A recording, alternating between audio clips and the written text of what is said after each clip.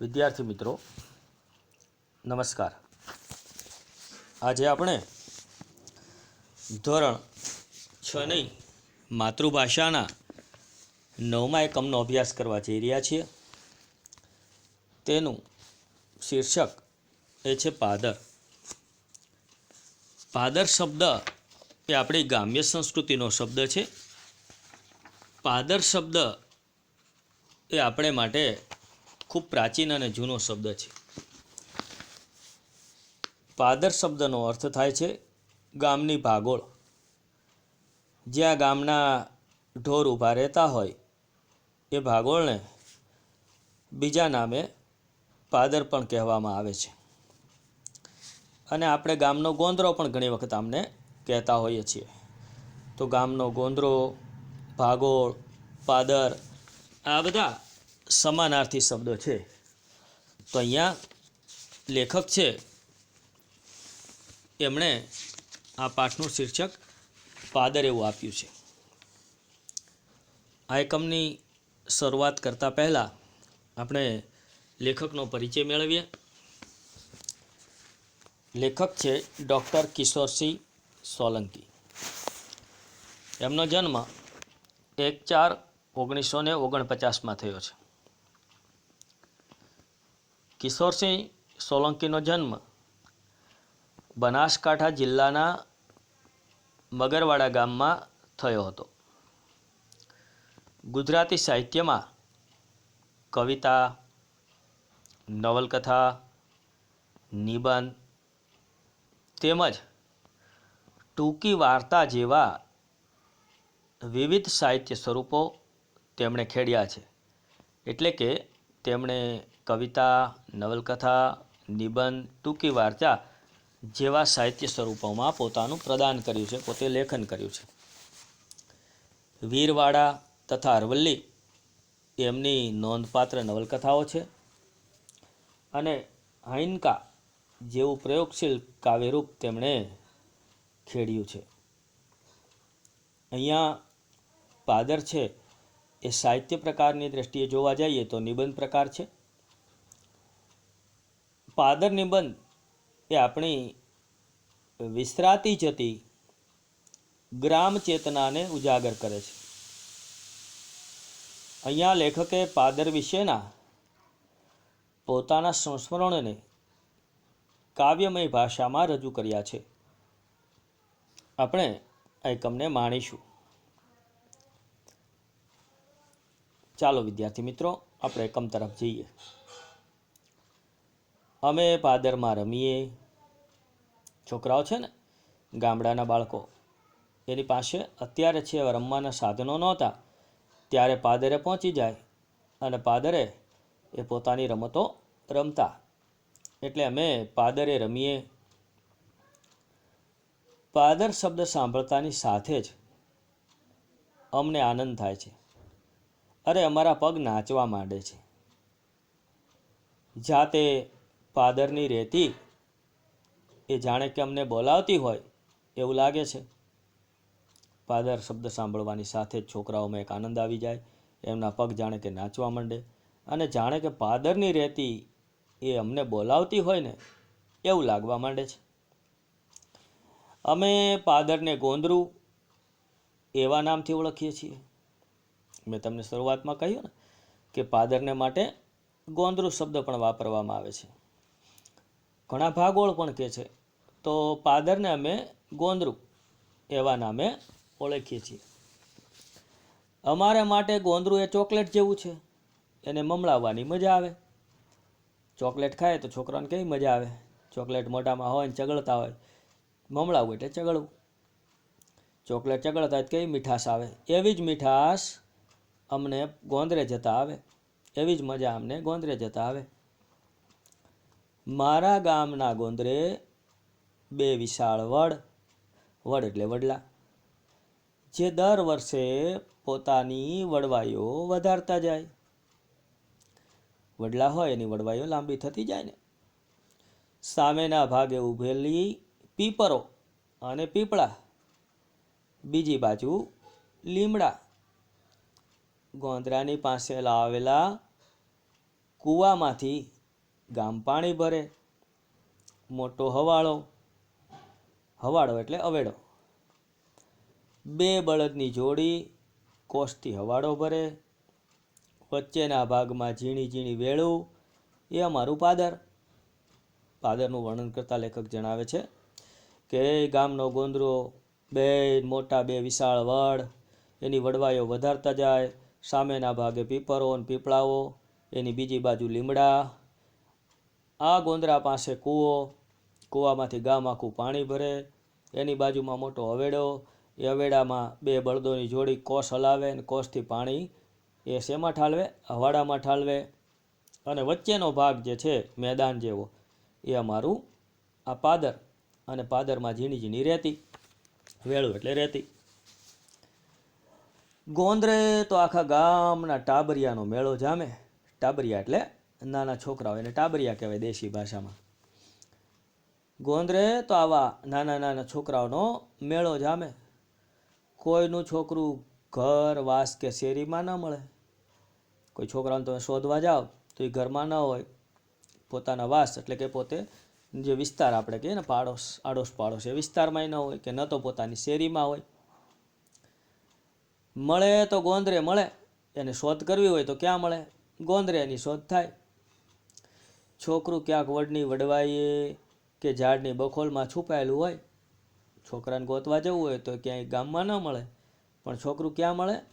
તો કે વડની વડવાઈઓ હિંચકા ખાતું હોય અને કાં ઝાડની બખોલ, બખોલ એટલે પોલાણમાં એ છુપાયેલું હોય, તે મળી જાય. છોકરાને શોધવામાં જો એની માને તકલીફ પડે તો એનું આવી જ બને. છોકરાને શોધવામાં એની માં નીકળી હોય ને જો એ ન મળી હોય તો પછી છોકરાનું આવી બને. હો, મારા પીટ્યા લેડા, તારો કૂટો ઓસલો, તારો અડધા દાડાની તને આખા ગામમાં હું શું, એવું બોલતા 2-4 લાફા મારી જ દે. મારા પીટ્યા, ખીજાય માં તે આવા શબ્દો કે. પીટ્યો, પીટ્યો શબ્દ એક ધૃણાસ્પદ શબ્દ છે, તિરસ્કારનો શબ્દ છે. મારો પીટ્યો. હે, માં કેવા સરસ મજાના શબ્દોથી છોકરાને ખીજાતી હોય. લડધો, લડધો એટલે જે છોકરો રખડું હોય ને એને લડધો કે. તારો કૂટું ઓસલો, તારો વાહો કૂટું, એ અડધો દી થયા તને આખા ગામમાં ગોતું છું, હોધું. હોધવું એટલે ગોતું છું, એવું બોલતા માં છે એને 2-4 લાફા મારી દે. અને બીજા છોકરાઓ ઝાડના ઓઠે લપાઈને જોઈ રહે.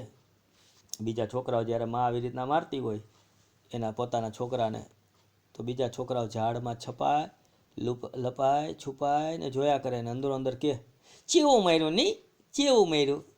આપણે તળપદી ભાષા છે, ચેવો માર્યો. ચેવો એટલે કેવો માર્યો, કે કેવો માર્યો. તો બીજા કે તન તારી માં નથી મારતી. તો વળી બીજો કોક એમ કે માર્યો એમાં શું દાંત કાઢે, કે તને તારી માં નથી મારતી કોઈ દી. અને પછી ચૂપ થઈ જાય. પેલો પૂછનારો હોય ને એ મૂંગો થઈ જાય, ચૂપ થઈ જાય. આમ પાદરની વાત લેખકે કરી છે. અમારી પહેલી નિશાળ તો આ ગોંદરું, જ્યાંથી આપણને કંઈક શીખવા મળે ને એને નિશાળ કહેવાય, એને શાળા કહેવાય, સ્કૂલ કહેવાય. તો કેળવણીના પહેલા પાઠો અમે આ ગોંદરેથી શીખતા. અમારી પહેલી નિશાળ ત્યાં ગોંદરું. નિશાળમાં તો 11 વાગે જવાનું હોય. નિશાળનો સમય તો 11 વાગ્યાનો હોય, એટલે નિશાળ તો 11 વાગે જવાનું હોય. ગામડાના લોકો તો સવારે ઘરનું વાસીદું, પાણી, રોટલા ટીપી ને પરવારી બધા ખેતરે નીકળી જાય.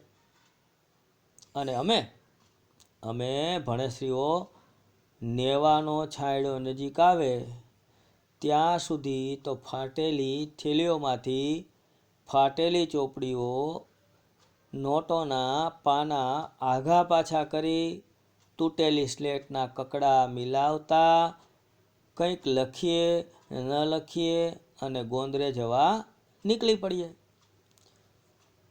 ગામની અંદર જે લોકો પોતાને કામે ખેતરે જવાનું હોય છે એ તો સવારમાં ઉઠી જાય, ઘરનું વાસીદું કરી નાખે. સવારનું કામ એને વાસીદું કહેવાય.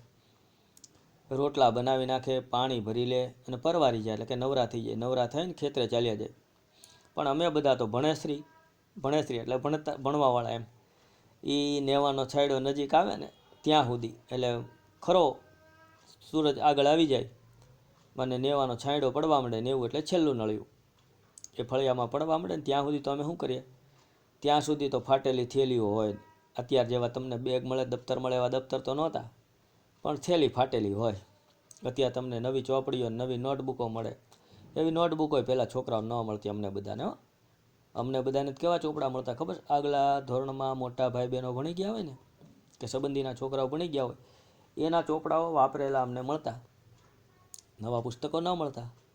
અને બહુ સારી જો બેગ કહેવાય ને તો એ ટીનની ટકડી કે પતરાની ટકડી એટલે સમજો ને, પેલી તમને અત્યારે પુસ્તકો ભરવા માટે બેગ આવે છે ને, એમ પેટી આવતી, પતરાની પેટી ને કાં ટીનની પેટી. એમાં સારા છોકરા હોય ને, જે સુખી ઘરના, એને એવું મળે.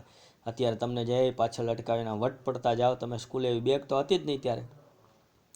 ફાટેલી થેલીઓમાં સામાન્ય ઘરના છોકરા હોય, એની પાસે થેલી હોય તો એ ફાટેલી હોય. અને ચોપડીઓ તો અગાઉના વર્ષમાં કોઈ ભણ્યા હોય એની જ મળી હોય, એટલે એ એના અડધા પાના ફાટી ગયા હોય કે ચિરાઈ ગઈ હોય. નોટો મળે તો એ પાછી એવી જ હોય, અને એના પાના આઘા પાછા કરી. સ્લેટ એટલે પાટી કેવી હોય તો અડધી તો ધોળી થઈ ગઈ હોય. એમાંય પછી વળી એના કટકા ભેગા કરવા પડે. એ ભેગા કરીને એમાં લખીએ ન લખીએ, અને એવું કરીએ ત્યાં સમય થઈ જાય સ્કૂલનો સમય થાય પહેલાં રમવું તો જોઈએ ને, એવો વિચાર કરીને અમે ગોંદરે જવા નીકળી પડીએ. એટલે સવારના 9 વાગ્યાથી અમારી નિશાળ શરૂ થાય. એમાંય કોઈ સાહેબને જતા આવતા જોઈએ ત્યારે યુદ્ધભૂમિ સૈનિકોની જેમ વડની વડવાઈઓ કે ખોદેલા ખાડાઓમાં લપાઈ જઈએ. અને સાહેબ જો જોઈ જાય તો આવી જ બને. અમને એ વખતે સાહેબોની ધાક જબરી હતી. અમે સવારના 9 વાગે શાળામાં જઈએ, અને શાળામાં જઈએ અને પછી શિક્ષકો છે કે ત્યાંથી પસાર થતા હોય, અને જો અમને જોઈ જાય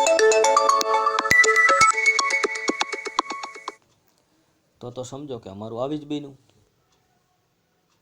એટલે એ ન આવી બને એ પહેલાં અમે શું કરીએ, યુદ્ધભૂમિમાં સૈનિકો છે ને, એ તમે જોતા હો ક્યારેક, તો તમને ખબર હોય કે ઘાસમાં છુપાઈ જાય, વડલામાં ઝાડમાં છુપાઈ જાય. એમ અમે યુદ્ધભૂમિમાં સૈનિકોની જેમ અમે વડવાઈઓમાં કે ખોદેલા ખાડામાં એ લપાઈ છુપાઈ જઈએ, શિક્ષકની નજરે ન ચડી. અને જો સાહેબ જોઈ જાય તો પછી આવી જ બને. એટલે તો વારો પડી જ ગયો. અને અત્યારે જેમ સાહેબ શિક્ષકો નીકળે ને તમે ઊંચા હાથ કરો, તમારી શેરીમાં નીકળે, સાહેબ મજામાં ને, એમ ત્યારે ન કહેવાતું અમારા વખતમાં. સાહેબ જો જોઈ ગયા હોય, કાંઈ વાક હોય કે ન હોય, ઘરનું કામ કરવા એ નીકળ્યા હોય ને સાહેબ જો રસ્તામાં ભેગા થઈ ગયા, હું રખડે છે એમ કરીને પહેલાં 2-4 મારી લે. પછી વળી એને એમ થાય કે ના ના, આના હાથમાં થેલી છે ને કંઈક ઘરનું કામ કરવા નીકળો લાગે. તો વળી પૂછે કામે નીકળો તો વાંધો નહીં એમ કંઈ પહેલાં 2 આંટી જ ગયા હોય, પહેલાં 2 ગાલ ઉપર ચોંટાડી દીધી હોય, પછી પૂછે. એટલે શિક્ષકોની ધાક જબરી હતી એ વખતે. અને અત્યારે જેમ આમ તમે ઘણી વખત નાના છોકરાઓ બધા એવા ન હોય, પણ ઘણા છોકરાઓ શિક્ષકોની સામે બોલી જતા હોય, અને ઘણા જે છે એ શિક્ષકોની મજાક કરતા હોય. પણ એ વખતે એવું નહોતું. માતા પિતા પછી આપણી જિંદગીમાં જો કોઈ આપણું સારું ઈચ્છનારું હોય, એટલે કે આપણું હિત ઈચ્છનારું હોય, તો એ શિક્ષકો છે. અને એ શિક્ષકો ખીજાતા મારતા છતાંય કાંઈ કહેવાતું નહીં. અમને યાદ આવે જ્યારે પાઠ આવો ભણાવતા ને ત્યારે, કે એક નાના ભાઈ કરીને શિક્ષક હતા. અમે પાટીમાં લખીએ અને લખતા એ કંઈક ખોટું લખાઈ ગયું ને એ ભૂસવાનું થાય, તો એ વખતે અમારે પાણીની એક ડબ્બી બોટલ સાથે રાખવી પડતી. એમાં ભીનું પોતું હોય, એ પોતાથી એ ભૂસી નાખવાનું લખાણને, પછી એમાં લખવાનું. પણ ઘણી વખત એવું બને છોકરાઓ છે ને એ પાણીનું પોતું ભૂલી ગયા હોય ઘેર, પછી શું કરે, કોઈની પાસે માગે તો સાહેબની નજર પડી જાય ને ખબર પડે તો સાહેબ ખીજાય. એટલે શું કરે, સાહેબનું ધ્યાન ન હોય ને એમ પોતે મોઢામાંથી થૂક કાઢી અને એ લખાણ ભૂસી નાખે. હવે જો એમાંય સાહેબની નજર પડી ગઈ હોય તો આવી બન્યું. સારા ગોબરા ગંદા એમ કરીને ઊભો કરે, અને પછી એના બે અંગૂઠા પકડાવે ને અંગૂઠા પકડાવીને પીઠ ઉપર એક ફૂટપટ્ટી જેવી મોટી લાકડી મૂકે, એની ઉપર કાંકરો મૂકે. જો એ કાંકરો પડે તો એને બે હાથમાં સટાસટ પડે. એને અડધી કલાકની સજા કરી, 30 મિનિટ સુધી વાંકો ઊભું રહેવાનું. અને પછી છોકરાઓની કડ ફાટવા માંડે, પગ ધ્રુજવા માંડે. બીજી વાર આવી ભૂલ ન કરે. આમ શિક્ષકો મારતા, ખીજાતા, ગામમાં જોઈ જાય તોય ખીજાય, તોય મારી લે, પણ કોઈ મા બાપે ક્યારે ફરિયાદ લઈને ના આવતા કે કોઈ છોકરાઓએ સામે ન બોલતા. એટલે શિક્ષકોની ધાક એ વખતે જબરી હતી. તો લેખક કહે છે કે અમે ખાડામાં છુપાઈ જઈએ, શિક્ષકને જોઈ જાય ત્યારે ઝાડમાં લપાઈ જઈએ, પણ શિક્ષકની નજરે ન ચડીએ. જો ચડ્યા તો પછી આવી બન્યું, માર ખાવાનો વારો જ આવે. આ ગોંદરું તો ગામનું નાક કહેવાય. ગોંદરું તો ગામનું નાક એટલે નાક ન હોય, પણ ગામની પ્રતિષ્ઠા, ગામની શાખ, ગામની આબરૂ કહેવાય, ગામની શોભા કહેવાય. ગામ કેવું છે એના ગોંદરા ઉપરથી પરખાઈ જાય. ગામમાં કેવી ચોખ્ખાઈ હશે, ગામમાં કેવા લોકો રહેતા હશે, શિક્ષિત હશે કે અશિક્ષિત, ગામમાં જે છે એ કેવી વ્યવસ્થા છે, એ બધો ખ્યાલ ગોંદરા ઉપરથી આવી જાય. ગોંદરામાં તો આખા ગામના માણસો, ઢોર, કૂતરા અને પશુ પંખીઓના પગલાં જોવા મળે. સારા માઠા પ્રસંગે ગોંદરે આખું ગામ ભેગું થાય. કૂવેથી પાણી ભરી, માથે બેડા મૂકીને પાણીયારો ઊભી ઊભી વાતો કરતા થાકે નહીં. યુવાનો જાતા આવતા મૂછો મરડતા જાય. ગામના ગોંદરે કેવી ઘટના બનતી લેખક કહે છે તો કે ગામનો ગોંદરો એટલે ગામની પ્રતિષ્ઠા કહેવાય.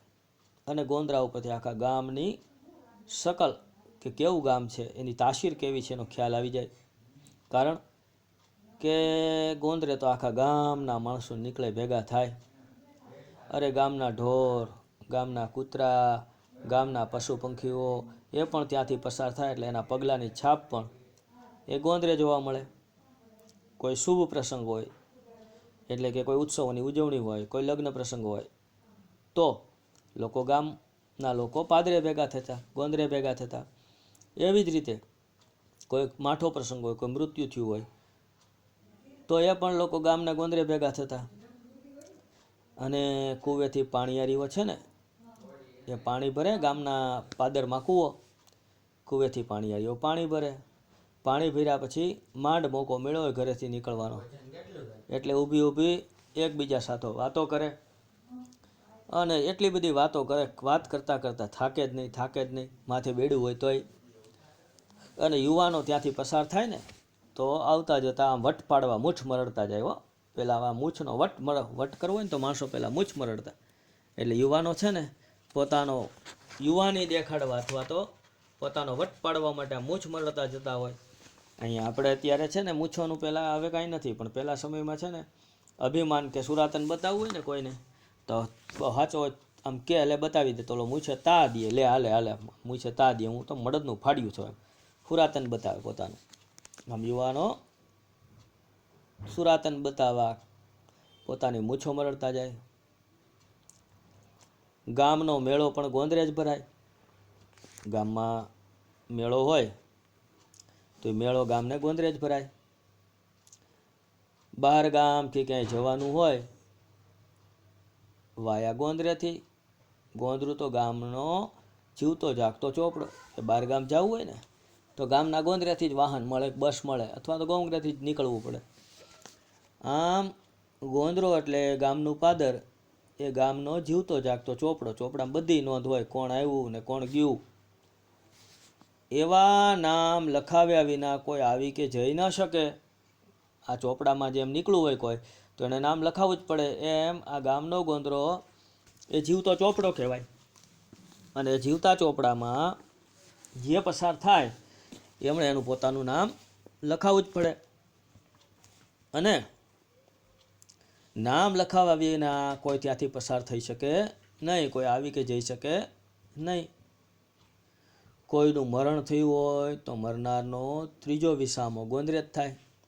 કોઈનું મૃત્યુ થાય ને તો આપણા નિયમ પ્રમાણે, આપણા રીત રિવાજ પ્રમાણે એ માણસને છેલ્લો વિસામો ગામના ગોંદરે આપવામાં આવે. ગોંદરેજ મળદાના પગના અંગૂઠે આગ મુકાય. ત્રીજો વિસામો એ ગોંદરું. ગોંદરે સ્મશાન હોય અને સ્મશાને એ મળદાના પગના અંગૂઠા ઉપર આગ મુકાય. પછી જ આવે છેલ્લો વિસામો સ્મશાન. એ મળદાના પગના અંગૂઠાને આગ મુકાય પછી સ્મશાન આવે. સ્મશાને એને ચિતામાં જલાવી દેવામાં આવે, સળગાવી દેવામાં, પંચમહાભૂતમાં વિલીન કરવામાં આવે. આમ એ ગામનો ગોંદરો છે. ત્યાં મરનાર માણસનું પણ જાણે કે ચોપડામાં નામ લખાય છે. અનર્થ ગુજરાત એટલે ભવાઈનો દેશ. હવે લેખક આગળ વાત ચલાવે છે કે અનર્થ ગુજરાત એટલે ભવાઈનો દેશ. ચોમાસાના 4 મહિનામાં ભવાઈ બંધ હોય. ચોમાસામાં ભવાઈઓ છે ખેલ કરવા ન જઈ શકે કારણ કે વરસાદ ક્યારે આવે નક્કી ન હોય. અમારું ગામ મગરવાડા એટલે કે ભોજકોનું કેન્દ્ર ગણાય. આ મગરવાડા છે એ અમારું ગામ. એટલે અહીંયા તો ભોજક એટલે એવી એક જ્ઞાતિ છે કે જે લોકો શું કામ કરતા હોય છે તો કે ભવાઈ ભજવવાનું કામ કરતા હોય છે. આવા ભોજકો જે છે એ અમારા ગામમાં આવીને વસતા રહેતા અથવા તો ત્યાંના એ નિવાસી કહેવાતા. એ ભોજકોનું કેન્દ્ર ત્યાં લઈ અને એ આવા ખેલ કરતા ભવાઈના. આપણે ત્યાં તમને ખ્યાલ ન હોય પણ તમારા મમ્મી પપ્પાને પૂછો તો ખબર હોય. એક ભોજક થઈ ગયા, ભોજક સુંદરી, જે સુંદરી નામે ઓળખાયા સમગ્ર ગુજરાત નાટ્ય ભૂમિમાં. અને એણે મેના ગુર્જરી નામના એક નાટ્ય મંડળની સ્થાપના અમદાવાદમાં કરી હતી. અને તેઓ ભોજક સુંદરી તરીકે જ આજીવન ઓળખાયા. અને નાટ્ય કલાનો જીવ બાળપણથી જ એમણે નાટકોને ભજવણી શરૂ કરી હતી. અને સુંદરીનું પાત્ર ભજવું અને સુંદરીનું પાત્ર ભજવી અને તેઓ ખૂબ પ્રખ્યાત થયા હતા. એટલે તેઓ ભોજક સુંદરી તરીકે જ ઓળખાતા. આમ એ ભોજકોનું કેન્દ્ર ગણાય. આસો સુદ પાંચમની રાતે ગોંદરે ભવાઈના શ્રી ગણેશ કરાય. આસો મહિનો એની પાંચમ આવે એટલે લગભગ વરસાદે વિદાય લઈ લીધી હોય. અને એ પાંચમને દિવસે ત્યાં નાટક ભજવવાની શરૂઆત થાય. ભવાઈના શ્રી ગણેશ કરાય એટલે ભવાઈઓ છે એ નાટકના શ્રી ગણેશ કરે એટલે ભવાઈ ભજવવાનું શરૂ કરે. એ સિવાય ભવાઈ બીજે ક્યાંય ભજવી ન શકાય. ગોંદરે ભવાઈ ભજવવાની શરૂઆત થાય. ગોંદરા સિવાય બીજે ક્યાંય ભવાઈ ભજવી ન શકાય એવો વણ લખ્યો કાયદો. આવો નિયમ, કાયદો એટલે નિયમ. ગોંદરે આવેલી પીપરના થડ પાસે પડદા બંધાય, નરઘા વાગે, ભૂગોળ ફૂંકાય અને શરૂ થાય તા તા થૈયા થૈયા તું તું. કે છે કે ગોંદરે આવેલા પીપરના થડ પાસે એ પડદા બંધાય, સ્ટેજ તૈયાર થાય, નરઘા વાગે, ભૂંગળો એટલે કે પેલા ભૂંગળાઓ મોટા માઇકના એ બંધાય અને એમાં અવાજ શરૂ થાય તાતા થૈયા થૈયા ને તાક થઈ. અને અમે ટાબરિયા બધાય નાના છોકરાઓ એકબીજાને ધક્કા મારતા જેવા અવાજો સાંભળીએ ને એ ધક્કા મારતા, ચડીઓમાં રેત ભરતા અને મારામારી કરતા આગળ બેસવા માટે દોડાદોડી કરીએ અને મથીએ એકબીજાને બાંધી લઈ, ઝઘડી લઈ, પણ આગળ બેસવું જોઈએ કારણ કે તો જ હરખો ખેલ ભવાઈનો દેખાય. પછી ભવાઈ જોવાનો ટેસડો પડી જાય. ટેસડો એટલે મજા, આનંદ. પછી તો ભવાઈ જોવાનો ટેસડો પડી જાય. આખું ગામ અને આજુબાજુના ગામના લોકો પણ ભવાઈ જોવા ઉપટે. માત્ર અમે જ નહીં, અમારી સાથે આજુબાજુના ગામના લોકો પણ આ ભવાઈ જોવા માટે આવી જાય. શિયાળામાં હુતું તૂતું કે આટા પાટા રમીને કડકડતી ઠંડી ઉડાવીએ. ગામના ગોંદરે જઈ અને છોકરાઓ શિયાળો હોય ને તો હુતું તૂતું એટલે કબડ્ડીની રમત, અને પછી આટા પાટા નામની રમત, દોડાદોડી કરે છોકરાઓ એકબીજાની પાછળ પકડામદાર રમે અને આટા પાટા કે એવી રમત રમીને છોકરાઓ ઠંડી ઉડાડતા. આંબલી પીપળી રમી એને વડની વણવાયો હિંચકા બનાવીએ. છોકરાઓ આંબલી પીપળી રમે. આંબલી પીપળી રમે એટલે ઝાડવે ચડી જાય એકબીજાને પછી પકડવા જવાનું. અને વડની વડવાઈઓ હિંચકા બનાવીએ. વડની વડવાઈઓ છે, અત્યારે આવા હિંચકા છે એવા નહોતા, એટલે વડની વડવાઈઓ છે ને એના હિંચકા બનાવે ને હિંચકે છોકરાઓ હિંચકતા હોય. છોકરાઓ કહે છે અમે પડીએ, આખડીએ, ઊભા થઈએ, લંગડાઈએ, લડીએ, એકબીજાના કપડાં ફાડીએ, માથામાં રેત ભરીએ, રોતા રોતા ગાળાગાળી કરીએ, સામસામા પથરા મારીએ, લોહી લુહાણ થઈએ, તોય થોડી વારે બધું જ ભૂલી જઈએ અને ભેગા મળીને રમવા માંડીએ. એ ઘડીના ઝઘડા ફરી એના એ ન ફરિયાદ કે ફાંદો, જીવો મારા ભાઈ મસ્તીમાં આનંદમાં. કહે છે કે અમે ગોંદરે રમતા હોય ને તો ત્યાં કેવું બને, અમે આંબલી પીપળી રમીએ, વડવાયું હિંચકા ખાઈએ, ક્યારેક પડી જઈએ, લાગે ખરું, વળી પાછા ઊભા થઈ જાય, ક્યારેક લંગડાઈએ એટલે કે પડ્યા હોય તો પગ મૈડાઈ જાય, ક્યારેક અંદરો અંદર ઝઘડીએ, લડાઈ કરીએ, એકબીજાને કપડાં ફાડી નાખી. છોકરાઓ બાંધે પછી નક્કી ન હોય, એ તો એકબીજાને કપડાં ફાડી નાખે નાના છોકરાઓ, એને કંઈ નક્કી ન હોય. અને એમાંય પાછા ગામડાના છોકરાઓ, અને પછી માથામાં રેતી ભરાઈ જાય બાંધ્યા હોય ધૂળમાં, એ પાછા કોકને લાગે, કોક રોતો હોય, કોક વળી ગાળાગાળી કરતો હોય, એમાંય વળી વધારે ઝઘડો થયો, હામાં પાણાના ઘા થાય, અને એમાંય કોકને લોહી લોહાણ થઈ જાય. હે પણ છોકરાઓ છેલ્લે આ બધું ભૂલી જાય, થોડીક વાર થાય ને અને વળી પાછા ભેગા થઈને રમવા માંડે. આ 2-4 ઘડીના ઝઘડાઓ, ફરી પાછા છોકરાઓ તો ભેગા ને ભેગા, હે કોઈ ફરિયાદ નહીં, કોઈ ઝઘડો નહીં, હે મસ્તીમાં આનંદમાં જીવો મારા ભાઈ. આવી વાતો ગામડાની કેવી મજા આવતી છે, વિચાર કરો. એક ભાઈને મજા આવી, એક વાત યાદ આવી. એક ભાઈને ગામડામાં ફરિયાદ કરવા ગયા કોઈ વડીલ કે ભાઈ તમારા છોકરાને સમજાવજો. તો કે શું છે, શું કર્યું મારા છોકરાએ? તો કે મારા છોકરાને માર્યો હોય નહીં, મારા છોકરાએ ન. તો કે જો આ રહ્યો મારો છોકરો, પૂછો એને. એ કે ભાઈ મારા છોકરાએ માર્યો. તો કે આ તમારો છોકરો કે મારો ન હોય. તો કે કેમ? હું કોણ મારો ન હોય, મને ખબર હોય. એ કે કેમ પણ તમે કહો છો? એ કે જોવાના વાહમ જોવાય કે આ જો પાંકો જોરથી માર્યો, જો અહીંયા કે વાહામાં હચોડું કે હોજી ગયું છે. એ કે એટલે જ કહું છું એ મારો ન હોય, મારો હોય ને તો માથું ફોડ્યું જ હોય. એ કે લે મારોનો ઘા, મારો કોઈ દી ઘા ચૂકે જ નહીં. એ તમે વિચાર કરો કે એનો બાપો કેવો ગણાય, એમ કે મારો કોઈ દી ઘા ચૂકે જ નહીં. એટલે છોકરાઓની આવી ફરિયાદો થતી, માથા ફોડવાની. એકબીજા બાંધે ને તો એકબીજાને લોહી લોહાણ કરી નાખે. હવે એવું નથી, ઝઘડતા એ સારું છે. છોકરાઓ સમજુ થઈ ગયા છે હવે, અને ઝઘડો કોઈ દિવસ કરાય જ નહીં. સાથે મળીને રમાય, સાથે મળીને રમાય, ઝઘડો કરીને કોઈ ફાયદો ન હોય. તો આવી રીતે છોકરાઓ મસ્તીમાં આનંદમાં એ ગામના પાદરે ગોંદરે એ રમત રમતા. મજા તો આવે ઉનાળામાં. શાળાનો સમય સવારનો હોય, 11 વાગ્યા 9 વાગ્યા અને ઘર ભેગા થઈ જઈએ. પછી ખાઈ પીને શું કરી, સવારની સ્કૂલ હોય ઉનાળામાં, એટલે 11 વાગે 9 વાગે ત્યાં સ્કૂલ છૂટી જાય. હવે ખાઈ પી લીધું હોય પછી શું કરવાનું, નવરા હોય.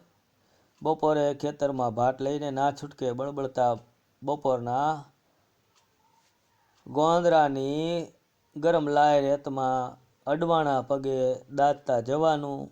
ત્યારે તો ચંપલ બૂટ કે સેન્ડલ સ્વપ્નમાં પણ જોયા નહોતા. હવે સવારની સ્કૂલ હોય, 11 વાગે નવરા થઈ જાય, ખાઈ પીને પછી બપોરે છોકરાઓ ખેતરે પોતાના માતા પિતા અને દાળિયા હોય ને તો એનું ભાત લઈને જવાનું હોય. ના છૂટકે હો, જવું તો ઈચ્છા જ ન થાય પણ ના છૂટકે એમ ફરજિયાત જવું પડે. એટલે બપોરે તડકો જમ્યો હોય, એક તો ઉનાળો હોય એટલે બળબળતા બપોરના ગોંદરાની રેત હોય ને એ ગરમ થઈ હોય, અને એમાંય ખુલ્લા પગ, અડવાણા પગ એટલે ખુલ્લા પગ, એ ખુલ્લા પગે ચાલીને જવાનું હોય. અને એમાંય ખાલી ચાલીને જવાનું હોય તો પગ તો દાજે, પગ બળે. હવે અટાણે તમે બધા એમ કહો કે બૂટ પહેરો ને ચપ્પલ પહેરો ને સેન્ડલ પહેરો. હવે તે દી તો સ્વપ્નમાં કોઈ ચપ્પલ કે બૂટ જોયો નહોતો. ઘરમાં એક સ્લીપર હોય ને એ બહારગામ જવાના હોય, એ પાછું કેવા મધ્યમ માપના હોય. એટલે કોકને સેજ ટૂંકા પડતા હોય ને કોકને સેજ મોટા પડતા હોય. એ સ્લીપર ગામત્રે જાય એ પહેરી જાય. બાકીની અત્યારે તમને સ્કૂલના બૂટ જુદા, સ્પોર્ટ્સના બૂટ જુદા, ઘરે આવો તો ઘરના ચપ્પલ જુદા, બહાર જાઓ તો બહારના ચપ્પલ જુદા, વળી પાછા ઘરમાં પહેરવાના એ જુદા, ટોયલેટ બાથરૂમના જુદા. આ તમને બધાને સુખ સગવડો મળી છે મારા ભાઈ, સારી વાત છે, આનંદની વાત છે. પણ એ વખતે તો માણસો કેવું કપરું જીવન જીવતા છોકરાઓ. એમાં ઘડાતા, તમે સમજી લો, એમાં થોડીક તકલીફો હોય ને ત્યારે એમાં ઘડતર થાય છે, છોકરાઓનું ઘડતર થતું. લેખકે પહેલાં જ કહ્યું ને કે કેળવણીનો પહેલો પાઠ અમે ગામને ગોંદરે શીખતા. એમાં ઘડતર થતું. છોકરાઓ રમે એમાંય ઘડતર થાય, ઝઘડે એમાંય ઘડતર થાય. નાની નાની બાબતો છે ને એ કેળવણીની હોય છે. ઝઘડો કરીને પછી ક્યારેક કોઈને લાગી ગયું હોય અને એમાં ઠપકો મળે તો ખબર પડે કે આવું ન કરાય. રમતમાં હાર જીત પચાવતા શીખે છોકરાઓ, ક્યારેક હાર પચાવતા શીખે, ક્યારેક જીત પચાવતા શીખે. તો આવી બધી મજાઓ છે એ રમતમાં એ સમયે આવતી અને જીવંતતા હતી, જીવનની મસ્તી હતી, આનંદ હતો. હવે છોકરા શું રમે તો કે મોબાઈલમાં ગેમ રમે, એમાં આખું ફૂટે અને મગજ બેડ મારી જાય. એ કોઈ રમતો નથી. જીવંત રમતો કઈ હતી?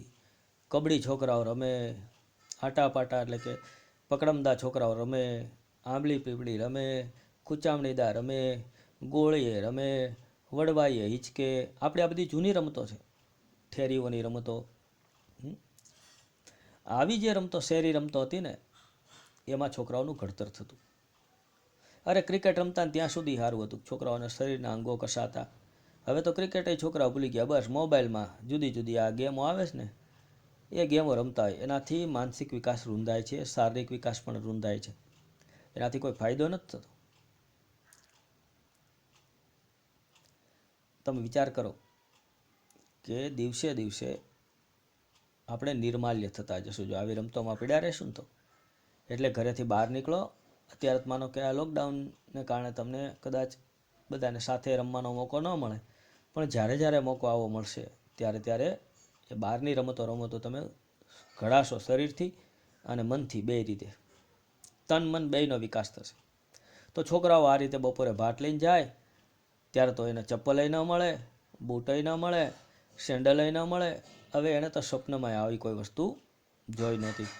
મિત્રો, અહીંયા સુધી આ એકમ રાખીએ છીએ. ફરી પાછા આવતા પિરિયડમાં, આવતા તાસમાં આપણે મળીશું, ત્યારે એકમને આગળ ચલાવીશું. ધન્યવાદ, આભાર.